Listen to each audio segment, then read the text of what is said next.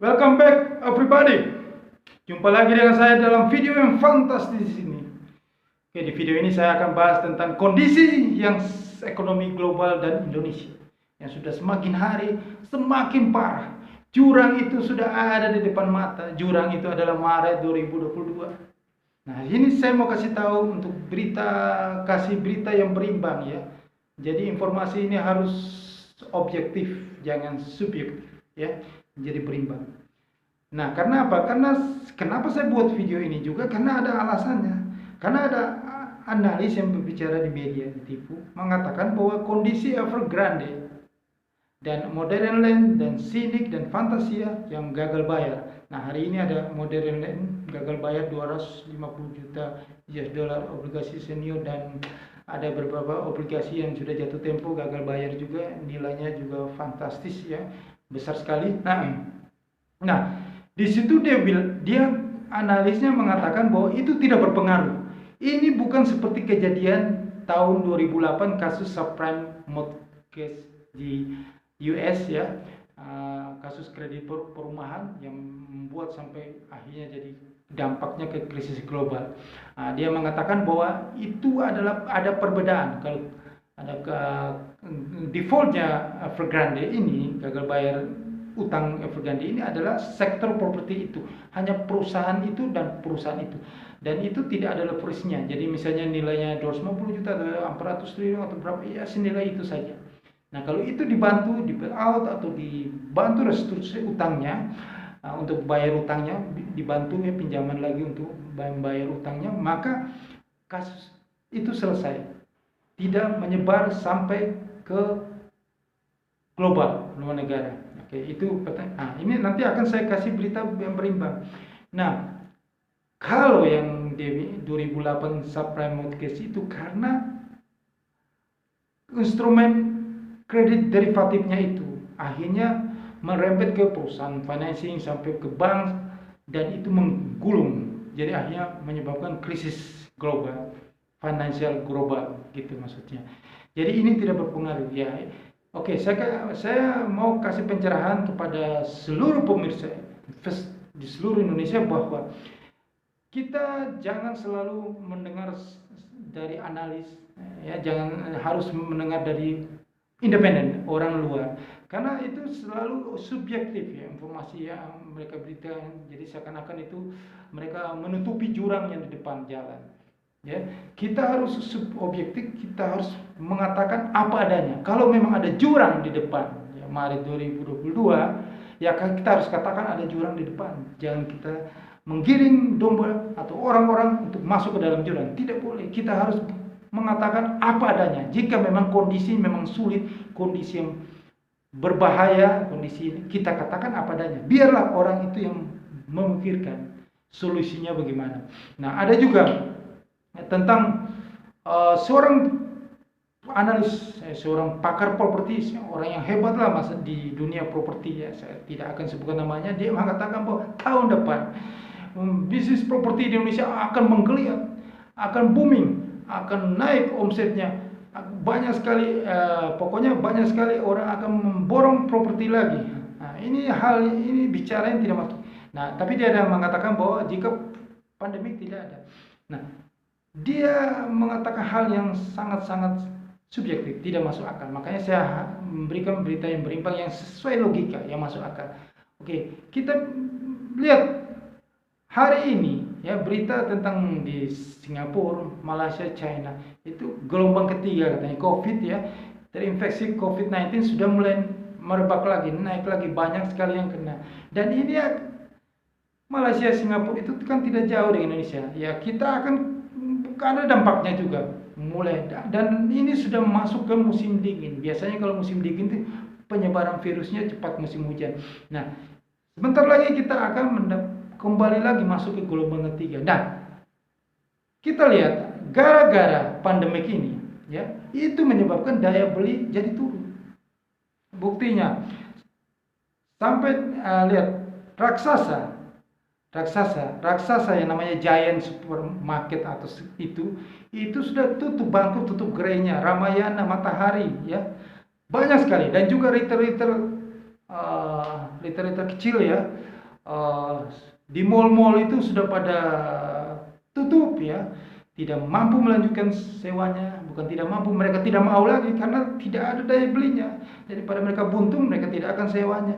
Dan biasanya kalau kondisi ekonominya normal, saat habis kontrak tutup, ada datang lagi, tidak lama diisi lagi. Bahkan harga sewa dinaikin pun pasti ada yang mau nyewa. Ini sekarang ini harga sewa sudah didiskon besar-besaran, tidak ada yang berani sewa.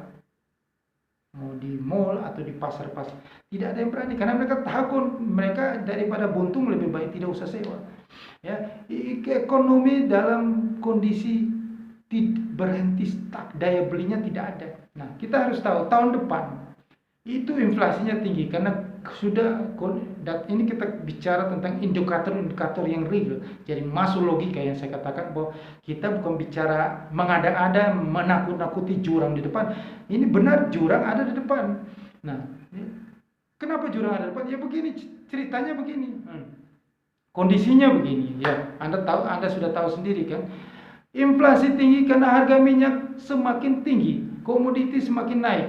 Ya, otomatis apa? Ada di sini ada perbedaan, rantai pasokannya itu semakin terbatas, maka melambungnya harga-harga makanan, ya, harga makanan, harga komoditi, harga minyak naik, ya. Nah, itu menyebabkan apa? Biaya produksi, ya, bahan baku produksi naik, overheadnya naik, makanya kan harga barang kemungkinan besar tahun depan naik. Inflasi tinggi, tapi tidak diimbangi, disertai dengan daya beli. Nah, ini yang bahaya. Bahayanya bahaya di sini. Kalau disertai dengan daya beli ekonomi membaik. Nah, tahun depan disengaja akan Bank Indonesia naikin suku bunga. Jika naikin suku bunga, siapa yang mau beli properti? Dengan kondisi yang sekarang ini aja daya beli tidak ada.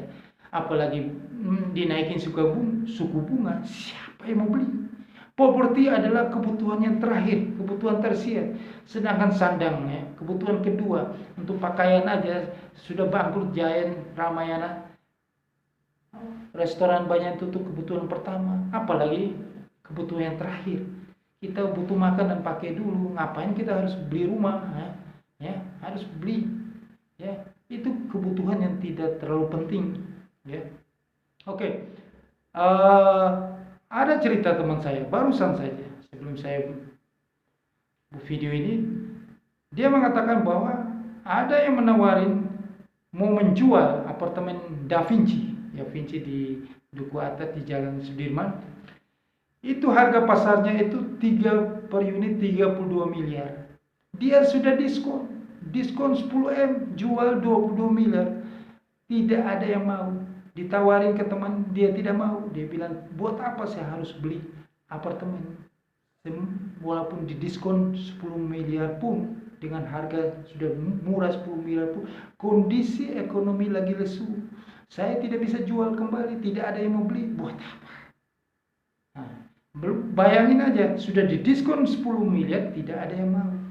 Karena mereka mikir bahwa mereka tidak akan bisa menjual lagi, karena daya beli tidak ada. Nah, kondisi itu lagi lesu, daya beli tidak ada. Makanya saya katakan sejujurnya bahwa tahun depan bursa itu akan jatuh. Market bursa efek Indonesia, indeks harga saham gabungan akan terjun bebas, masuk ke jurang, itu pasti. Capital outflow itu pasti. Mau tapering off, mau tidak pun tetap ada. Apapun yang terjadi dengan mungkin krisis Evergrande di China, jangan itu dianggap sepele. Oke. Evergrande adalah perusahaan nomor 2 terbesar di China. Oke. Mungkin pemerintah China akan membantu. Jika memang nanti bulan-bulan berikut Evergrande tidak mampu melunasi lagi obligasinya, utang-utangnya, ya, gagal bayar, tetap pasti akan dibantu oleh pemerintah China. Nah, kenapa? Pasti akan gagal bayar ini akan berlanjut. Kenapa? Di China itu sudah stuck. Daya beli properti sudah lesu, tidak ada daya belinya, ya.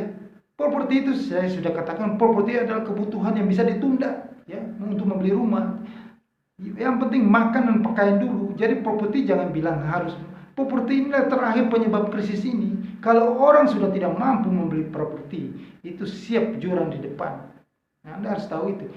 Nanti Anda lihat di Bursa Efek Indonesia, yang terakhir kalau harga properti sudah bergerak, nah, itu sudah tanda-tanda hati-hati. Ya, oke, ini saya bicara objek. Jadi Anda harus tahu bahwa Evergrande itu namanya api dalam sekam. Ya, Evergrande dibantu. Mau di negara manapun juga, negara tetap membantu itu yang big, yang besar-besar, 5 besar saja, perusahaan-perusahaan besar. Tapi yang perusahaan-perusahaan kecilnya tidak mungkin dibantu. Emang enak aja. Negara juga mau berhitung, mau berbisnis, kita bantu yang kecil, nanti uang kita bagaimana bisa dibalik. Jadi yang dibantu hanya yang besar, yang kecil-kecil itu akan mengalami kebangkrutan. Karena itu merembet. Kalau yang besar aja tidak mampu bayar, ya pasti yang kecil juga akan merembet. Dan itu akan terjadi di Indonesia. Belum ada berita tentang perusahaan properti besar yang gagal bayar. Ya, saya kasih tahu ke Anda, ini hati-hati. Mungkin bisa terjadi tahun depan akan ada pengumuman bahwa perusahaan properti besar di Indonesia ada beberapa yang tidak mampu untuk membayar. Karena tanda-tandanya sudah jelas.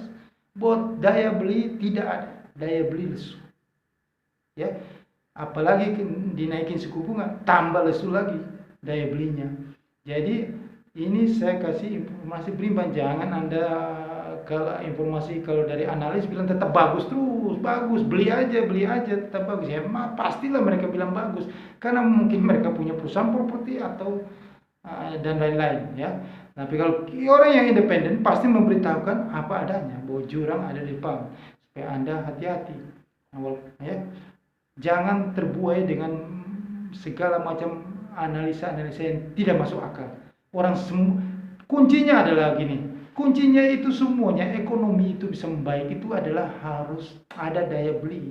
Kalau tidak ada daya beli, bagaimana ekonomi itu bisa naik?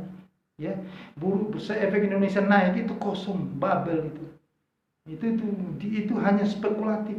Nah, spekulatif sesaat, sebentar lagi sudah untung, ditarik lagi duit itu, maka bursa saham kita akan terperosok. Nah, akan jatuh dalam, dan disitulah banyak sekali orang akan kehilangan duitnya di situ. Jadi hati-hati. Ini mau ada tapering atau tidak, ya tapering off di KWT, itu pun kalau tidak ada tapering off, ada saja bahwa ini secara history bursa itu, ekonomi itu kalau dia mau naik, ekonomi mau membaik, itu harus ada koreksi. Koreksi itu harus ada. Itu yang saya amati selama saya di dunia trading, ya, masalah keuangan ini. Mulai saya bekerja, saya amati bahwa semua harus begitu. Kalau namanya siklus ekonomi itu harus sudah ke atas, harus turun, harus ada koreksinya, baru ekonomi itu membaik. Jadi kalau ekonomi membaik harus ada koreksi dalam dulu. Properti mau bagus harus ada harga properti jatuh murah dulu, baru dibeli untuk blow up ke harga properti yang semula. Tidak, itu sudah tinggi itu artinya sudah stuck, sudah tidak mampu lagi, daya beli sudah tidak ada. Ya, Anda harus, kalau tidak mau krisis, Anda harus banting harga ke bawah dulu, baru bisa ada muncul daya beli lagi. Begitu cara ekonomi begitu. Nah, sama Bursa Efek Indonesia juga, itu harus jatuh dalam dulu. Maret 2022 saya katakan, itu secara apa itu orang bilang, secara alamiah harus begitu. Itu namanya siklus, naik turun, bukan naik terus begitu. Nah, ini namanya sesuatu yang tidak wajar kalau naik tidak ada koreksi. Jadi kalau bursa, jadi jangan selalu kalau kita mengatakan bahwa ada market crash, dikatakan bahwa tidak, market tetap naik. Itu yang tidak masuk akal. Kalau market crash itu sangat masuk akal. Itu namanya siklus ekonomi. Ini saya kasih tahu itu, ya. Properti itu harus jatuh dulu dalam supaya bisa bangkit lagi. Itu namanya siklus ekonomi. Jadi Anda siap-siap aja, nanti ada perusahaan-perusahaan properti yang mengumumkan bahwa dia tidak mampu gagal bayar utang-utangnya di Indonesia. Negeri Cina aja tidak seperti itu, apalagi di Indonesia. Itu semua negara itu ada kaitannya, indikator, namanya indikator ekonomi. Cina itu negara nomor 2 terkaya di dunia setelah Amerika. Kita Indonesia ini jangan bilang kita berjalan sendiri, kita tergantung dari mereka. Kalau Amerika bursa sahamnya jatuh, Amerika tidak, perusahaan-perusahaan yang tidak mampu bayar, kita juga akan merembet. Itu indikator semua, itu ada kaitannya. Jangan seperti analis katakan bahwa tidak bisa merembet ke global. Nah, ini makanya saya bikin video ini, saya luruskan.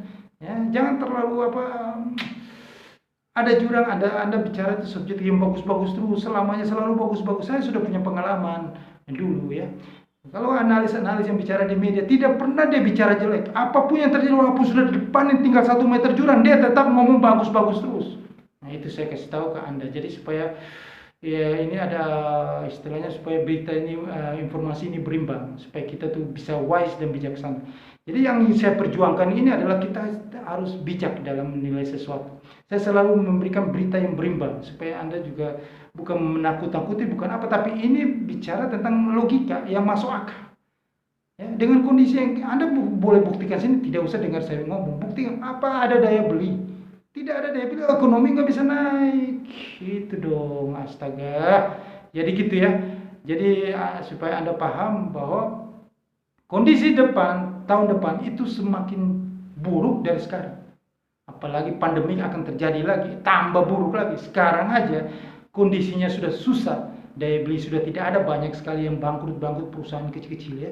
Perusahaan besar belum mengumumkan kebangkrutannya. Kalau mereka mengumumkan kebangkrutannya, anjlok ini bursa efek Indonesia. Ya, kalau Cina saja, apalagi kita, Cina aja sudah mulai kasus kejadian kita, apalagi kita. Tunggu aja, ini api dalam sekam.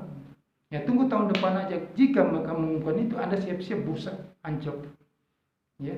Nah, ini bicara apa? Apalagi pandemik itu akan terjadi gelombang ketiga. Tambah lagi daya beli, apalagi dengan inflasi tinggi lagi. Sudahlah, keadaan akan semakin tidak membaik itu di tahun depan. Ya. Jadi yang namanya properti itu kebutuhan nomor 3. Ya, bukan. Jadi orang itu perlu makan dan pakaian dulu, baru beli rumah. Jadi jangan mengatakan bahwa akan membaik tahun depan. Tidak akan. Oke, sekian video saya. Semoga video ini selalu bermanfaat, menambah kasana wawasan Anda, informasi yang berimbang ya, bukan selalu informasi yang subjektif tapi objektif juga, jadi berimbang. Bermanfaat bagi Anda. Anda tolong subscribe channel YouTube ini, semoga video ini bisa berkembang.